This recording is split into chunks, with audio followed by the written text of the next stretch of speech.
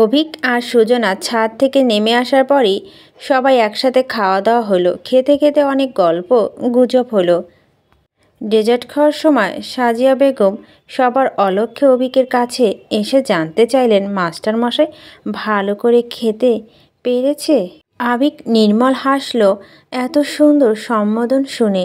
বলল, ঝাল কম কী করে হয়েছে? বাবুদের মা বলেছে তার দেবর নাকি ঝাল কম খায়। আচ্ছা, এই ব্যাপার? ঝাল কম মানে মজা। আর করিমের আন্টির হাতে সব কিছু বেস্ট যতটুকু আমি জানি। আমি মাস্টারমশাইয়ের কাছে জানতে চাই। অভিক জবাব দিল, রান্নাগুলো তাহার কথা মতোই মিষ্টি। সাজিয়া বেগম প্রশংসা শুনে হাসলেন। বলেন, থেকে যাওয়ার কথা হয়েছিল বোধহয়। যদি আবার আসার সুযোগ হয় আজকে রাতসহ 2 রাত থেকে যাব, কিন্তু নবকুটিরে তো যাওয়া যায়। আজকে রান্না খেয়েছি, সেদিন না হয় রান্না করে খাওয়াবো। মাস্টার রান্না পারে? খুব পারে। তাহলে তো অমৃতটুকু খেতেই হবে। অভিক মাথা পেছনে চুলকে হাসল। সুজনা এসে বলল, আপনাকে আর একটু পায়েস দেব? অভিক প্লেটে শেষটুকু খেতে খেতে বলল, যদি শুনতে চান আপনার বরের ডায়াবেটিস। সুজনা বলল, সবসময় বাজে কথা। আজমিন সাহেব আর সালমা বেগমের সাথে সাজিয়া বেগম খোলামেলা কথা হয়েছে। যদি কোনো সমস্যা না থাকে, এই 4 হাত এক হতে সমস্যা কোথায়? কিন্তু সাজিয়া বেগম অভ্যন্তরীণ সমস্যাগুলোর কথা কি ওনারা বুঝবেন? মেয়ে বিয়ের খরচ বলতে একটা ব্যাপার স্যাপার তো আছেই। তাছাড়া হুট করে বিয়ে নামানো যায় না। এখনও সুজনা নানা বাড়ি দাদা বাড়ি কাউকে কিচ্ছুটি বলা হয়নি। হুট করে হয়ে গেল সব। উনি টাকা পয়সা বন্দোবস্ত করে মেয়ে তুলে দিবে লোকজন খাইয়ে। এত বড় বেনেদি পরিবারের সাথে সম্পর্ক জড়াচ্ছে। বেশ নামি দামি মানুষ আসবে বিয়েতে। ভালো একটা কমিউনিটি সেন্টার থেকে শুরু করে লোকজন খাওয়া দাওয়া খরচ বেশ। বড় ভাইকে জমি বেচার চূড়ান্ত কথা বলে দিতে হবে। তাই তিনি সিদ্ধান্ত জানাবেন বলে সময় চেয়ে নিলেন। তবে সমস্যাটা ওনার নয়, সুজনা বলে চালিয়ে দিলেন। সুজনা এখন চায় না তার উপর নির্ভর করে উনি সিদ্ধান্ত নেবেন বলেছে। সালমা বেগম চিন্তিত হলেন। সুজনাকে উনি ফোন করে ভালো করে বুঝিয়ে বললেই হয়ে যাবেন। উনি জানেন সুজনা ওনাকে বেশ ভয়ের চোখে দেখে। তাছাড়া উনি আর দেরি করতে চান না। রমজান মাস চলে এসেছে। ঈদের পর ছাড়া আর কথা নেই। সুজনা মতামত এবং সাজিয়া বেগম ওনার চূড়ান্ত সিদ্ধান্ত জানতে জানতে রমজান চলেই গেল। এই পুরো রমজানে সুজনা আর তার মাস্টারমশাই দেখা হয়েছিল ক্যাম্পাস ভর্তির সময়। সেই দূর থেকে দেখে একটুখানি মৃদু হাসা, আর সুজনা বন্ধুদের সাহায্য পাঠানো, আর একটি টিস্যুর প্যাকেট। সুজনা তার ভিতরে আবিষ্কার করলো একটা চিরকুট। তাতে লেখা ছিল, রমজান মোবারক সুজনা আফ্রিদা। আগামী রমজানের সেহরিতে ডেকে দেওয়ার জন্য হলো আপনি আমার হন। সুজনা চিরকুটটা কতবার পড়েছে হিসেব নেই। মায়ের বারণ, তার দুজনে অনেক দিন একসাথে হাঁটা হয়নি, কথা হয়নি সামনাসামনি দাঁড়িয়ে। ফোনে কয়েক মিনিটে কুশল বিনিময়। অল্প সময় কি এত শত কথা বলা যায়? তাদের তো কথা গুলিয়ে যায় দুজনার গলার আওয়াজ শুনলে। রমজানের প্রায় শেষের দিকে আজমিন সাহেব ছোট বউয়ের জন্য ঈদের কাপড় চোপড় নিয়ে এলেন, সাথে বউয়ের মা ভাইয়ের জন্য। উনি চুপিসারে সুজনাকে বলেছেন সবগুলো অভিক ফারদিনের পছন্দ কেনা কাপড়ের ভাঁজে নাকি কিছু সিক্রেট আছে। সুজনা ছাড়া তা অন্য কারো দেখা মানা। সুজনা তার কাপড়ের ভাঁজে পেল একটা চিরকুট। তাতে লেখা, ঈদ মোবারক মাই মিসেস। সুজনা অদ্ভুত রকম অনুভূতি হলো। এত নতুন অনুভূতিগুলো সে নাম জানে না তাদের। ঈদের দিন সন্ধ্যাবেলা নবকুটিরে তখন মেহমানের আনাগোনা। আবিকের মামা বাড়ি খালা বাড়ির সবাই ঈদ উপলক্ষে বেড়াতে এসেছে। কোনো বছর ঈদে সবাই আসে না। এবছর ঈদটা বিয়ে আমেজ নিয়ে এসেছে। বাড়িতে আসা ফাঁকে নতুন বউটা একটু দেখে যাবে, এই নিয়ে আসা।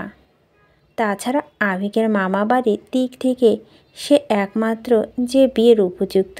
তার বিয়ে নিয়ে হইচইয়ে শেষ হওয়ার কথা নয়। আবিক সিজন আর মামা ছেলে রিসানকে নিয়ে সন্ধ্যার দিকে ফিরছে। অনেকগুলো বছর পর দেশে তারা ঈদ উদযাপন। তাদের বাড়ি ফিরতে দেখে সবাই আরও মেতে উঠল।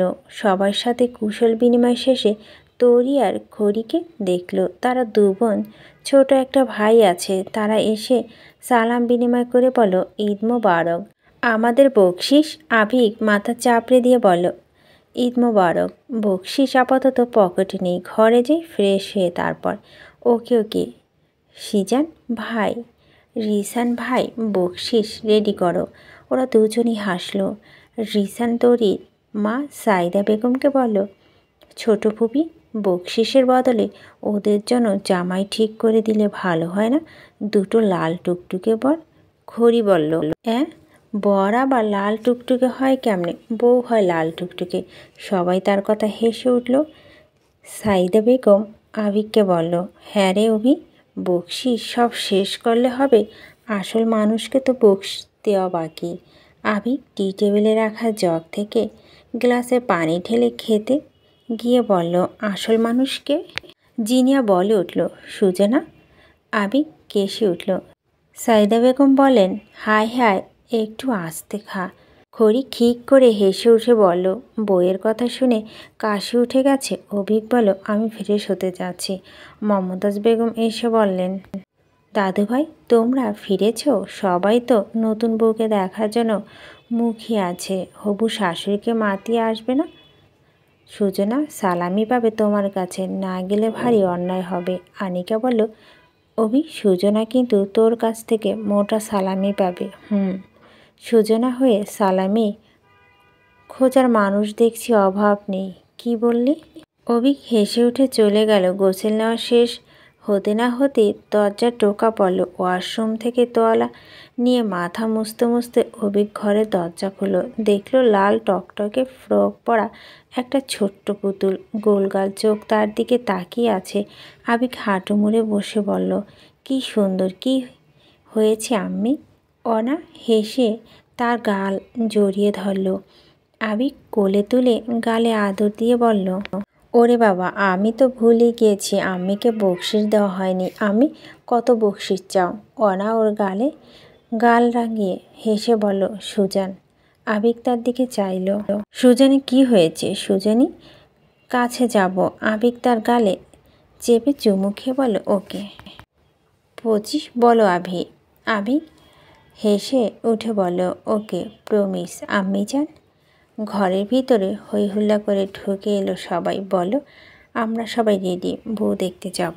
আবিক ভুরু কুচকে তাকালো অনার দিকে। অনা খিলখিল করে হেসে আবারও জড়িয়ে ধরে তার কাঁধে মাথা রাখলো। আচ্ছা, একটা প্ল্যান ছিল। সবাই সমস্বরে বলে উঠল, ইয়েস। আবিদ এসে গাল ফুলিয়ে বলল, অভি বনুকে কুলে নিচ্ছে। অভি অনাকে রেখে তাকে কোলে তুলে দুগালে আদর করলো। তারপর বকশিস দিল সবাইকে। আনিকা বলল, আমারও। আবিক তাকেও বকশিস দিল। বলল, সালাম ছাড়া সালামি। আনিকা হেসে তার সামনে চুল টেনে দিয়ে বলল, তুই আমাকে সালাম করবি? করতেই পারি, সম্পর্কে তুমি বড়, কিন্তু বয়সে বড়কে। আনিকা হেসে উঠল। কপালে হাত ঠেকে বলল, সালাম দিয়েন ভাইজান। আবিক হাসল। সালমা বেগম ঘরে প্রবেশ করল, হাতে কফির মগটা টেবিলের ওপর রাখতে রাখতে বললেন, সুজনাকে তোর মামি আর খালামণি দেখতে চাচ্ছে। অবিকের সাথে সাথে বলে উঠল, নো ওয়ে, এত ঝামেলা ফেলে লাভ আছে ওনাদের? পরে সালমা বেগম অবাক চোখে তাকালো। জিনিয়া বলো, বাবারে বাবা, শ্বশুরবাড়ির জন্য এখন থেকেই যা দরদ। আনিকা বলল, আমার কাছে একটা প্ল্যান আছে। সুজনাকে এখানে নিয়ে আসলে কেমন হয়? সবাই দেখতে পাবে, ভালো হবে না? অভি বলল, খুব খারাপ হবে না। ধুর, সোজা কথা বল, তুই গিয়ে সুজনাকে নিয়ে আয়, খুব মজা হবে। তরি খড়ি যাক তোর সাথে। সালমা বেগম বলেন, কি তোর যা উচিত, সাথে ওকে নিয়ে আসবি, ব্যাস। আবিক আবিদের গালে টুপ করে আদর বসিয়ে বলল, আপনিও যাবেন জুনিয়র? হ্যাঁ, সুজন বাড়ি যাব। অনা বলল, অভি আমি যাব। অভি বলল, ওকে। আনিকা বলল, সুজনাকে একটা ফোন দে। আবিক কফির মগ চুমুক দিয়ে মাথা নাড়ালো। দেব না কেন? সারপ্রাইজ থাকুক। ও আচ্ছা আচ্ছা, তুমি এত সারপ্রাইজ দিতে পছন্দ করো তাকে, বুঝতে পারিয়েছি। সবাই হাসলো। তরি বলো, তাহলে আমরা রেডি হই। জিনি আপু, তুমি যাবা না? জিনি আবিকের দিকে তাকালো। যাই, ইয়া থ্যাংক ইউ। তারা সবাই রেডি হতে চলে গেল। আবি রেডি হয়ে ড্রয়িং রুমে বসে আছে। সেই তখন থেকে সিজান আর রিসানের সাথে আনিকাকে ডেকে বলে, ওদের হয়েছে, ওরা একটু সাজগোজ করছে। তোর দেখছি তর্স হয়েছে না। আর 5 মিনিট, তারপর আমি চলে যাব। আনিকা দ্রুত পায়ে হেঁটে তাদের কাছে চলে গেল তা জানাতে। তারা নেমে এলো রেডি হওয়ার পর। আবিক তাদের দেখে বলল, ময়দার দাম এর জন্যই এত বেশি। জিনিয়া বলল, কি বলেন? কিছু না, লেটস গো। ওদের সাথে সাথে অনাকে দেখলো আবিক। সাদা গোলাপি একটা স্কার্ট পরেছে। আবিককে দেখে ছুটে আসলো। আবিক তাকে কোলে তুলে নিয়ে বলল, আবি কই? আবি শুশু করতে গেছে। সবাই হেসে উঠল তার কথায়। সালমা বেগম বলেন, জরুরি সময় তার শুশু পায়। আবিদ আনিকার কোলে করে এলো। রিসান তাকে কোলে নিয়ে বলল, যাওয়া যাক আবিদ সাহেব। আসরের আজানের পরপরই বন্ধুরা এসেছে সুজনার বাড়িতে। তারা সবাই একসাথে সবার বাড়িতে যাবে, তারপর নীলা ম্যামের বাড়িতে যাবে। উনি অনেক জোরাজুরি করেছেন যাওয়ার জন্য। সুজনা আহিরের বাড়িতে গিয়ে মাত্রই ছুটছিল। তার মধ্যেই সাইফ ফোন করে জানালো সে ওই বাড়ি থেকে মানুষ এসেছে। সে যেন দ্রুত চলে আসে। বন্ধুদের রেখে এক প্রকার ছুটে এলো সে। যদিও জাহিনদের বাসায় যাওয়া হয়নি, কিন্তু এমন তো অবস্থা ওইখানে থাকা আর সম্ভব না। কতগুলো দিন পর একটু সামনাসামনি দেখা হবে। সাজিয়া বেগমের সাথে তরি খড়ি আর জিনিয়া অনেক গল্পগুজব হলো। অভিক এলো তারও খানিকটা পরে সাইফের সাথে। ড্রয়িং রুমে সবাই বসা ছিল। অনাদিপ সোফায় বসে সুজনার জন্য অপেক্ষা করছে আর আপেল খাচ্ছে। আবিক ড্রয়িং রুমে পার হয়ে সাজিয়া বেগমের সাথে দেখা করার জন্য ভিতরের রুমে পা রাখলো। ওনার হাতে আঙুলে প্লেট। আবিককে দেখে উনি থেমে গেলেন, হাসলেনও। আবিক সালাম দিয়ে বলল, ঈদ মোবারক। সাজিয়া বেগম হেসে বললেন, ঈদ মোবারক। অবিক বলল, কান মলে বলল, কি একটা অবস্থা, এত পালিয়ে থাকলে চলবে? পালাচ্ছে কে? মা মেয়ে দুজনই। এটা কোনো কথা? ও তো সন্ধ্যা বেরুলো। মাস্টারমশাই আসবে জানলে কি বেরোতো? সাইম কোথায়? ও বন্ধুদের সাথে ঘর থেকে নাকি? সেই রাত করে আসবে। আচ্ছা, সুজনাকে নিয়ে যাই। বাসায় মামি এবং খালামণিরা এসেছে, সবাই দেখতে চাচ্ছে। কিন্তু আমি কোনো কিন্তু শুনতে আসিনি। এভাবে যাওয়ার আশা করলে লোকে মন্দ বলবে না? আমি মন্দ কথা আমার কানে যায় না। ঠিক আছে, যেতে পারে, কিন্তু রাতে আবার এনে দিতে হবে। কেন? থাকুক, ওখানে সবাই আছে, সবার সাথে থাকবে। আমি না শুনতে আসিনি। না না, ওভাবে কথাটা খারাপ দেখায়। লোকে কি বলবে? বিয়ের আগে শ্বশুরবাড়ি ওভাবে যাওয়া যায় না। অনেক মন্দ কথা শোনাবে লোক। না না, অভি বলল। আচ্ছা, সুজনা যদি থাকতে চায় ও যাবে না। যদি চায়? সাজিয়া বেগম ওর দিকে ভুরু কুচকে তাকালো। অভিক হেসে বলল, আমি ওনাকে রাজি করে নেব। আসি। এমা কোথায়? কিছু তো খাওয়া হলো না। কত কিছু বানিয়ে রেখেছি। মাস্টার আসবে বলে আবিক প্লেট থেকে আঙ্গুল নিয়ে মুখে দিল। বলল, খাওয়ার সময় অনেক পরে আছে, কত আসা যাওয়া যাবে। সাজিয়া বেগম হাসলেন, বলেন, ওরা তো প্রথম এসেছে, বসুক না। বসুক, সমস্যা কোথায়? আমি সুজনাকে নিয়ে আসি। ও আসছে তো। আমি একটু আগ বাড়িয়ে নিয়ে আসি, সমস্যা কোথায়? না, সমস্যা নেই। তাহলে আসি, টাটা। সাজিয়া বেগম হাসলেন। সাজিয়া বেগম বাকিদের হালিম, ফালুদা, শির কোরমা, আপেল কুলফি আর ফলমূল সাজিয়ে দিল। অনাদি খেতে খেতে বলল, তুমি সুজন আম্মু? হ্যাঁ। সুজন নাই? সাজিয়া বেগম তাদের আদর করে বললেন, আসছে। সুজানাকে আহির একটা সিএনজি তুলে দিয়েছে। সিএনজি থেকে নামার পর সরিষাবাড়ি পথ ধরে অনেকগুলো দোকান দেখা। দোকানগুলো পার হয়ে সে একটু নির্জন রাস্তায় উঠতেই দুটো কুকুর দেখতে পেয়ে সাদা কালো। ভয়ে বুকের ভিতরটা কেমন করে উঠল। সড়ক বাতি আবছা দেখতে পেল একটা গাড়ি ধেয়ে আসছে তার দিকে। কিছুটা দূরে সেটি থেমে গেল। সুজনা হাঁটা বন্ধ করল না, সরু চোখে তাকাতে তাকাতে দেখতে পেল গাড়ি থেকে আবিক নামছে। সুজনা তারপর থেমে গেল। যদি এখানে তাহার দেখা পাওয়াটা কোনো কাকতালীয় নয়, কিন্তু চোখজোড়া ছানা বড়া হতে সময় লাগলো না। অভিক এগিয়ে গেল তার দিকে। চোখের মিলন হতেই দুজনের চোখজোড়া হাসলো ঠোঁটের সাথে। সুজনা হেসে বলল, ঈদ মোবারক। অভিক হেসে বলল, শাদি মোবারক। সুজনা হেসে উঠল খলখলিয়ে। হাসার সময় ওর চোখজোড়া বন্ধ হয়ে যায়। আবিক ধীর পায়ে কাছে এগিয়ে যেতে যেতে প্রশ্ন ছুড়ল, কোথায় যাওয়া হয়েছে? সুজনা ও নরম পায়ে হেঁটে যেতে যেতে বলল, সবার বাড়িতে গিয়েছি, শুধু জাহিন ছাড়া। বেশি সময় কাটিয়েছে ম্যাডামের বাসায়। ম্যাডাম ছাড়তে রাজি নন। খুব ভালো উনি, আমাকে খুব স্নেহ করেন। কেমন আছে আপনার বন্ধুরা? তারা ভালো। আপনার ম্যাডাম?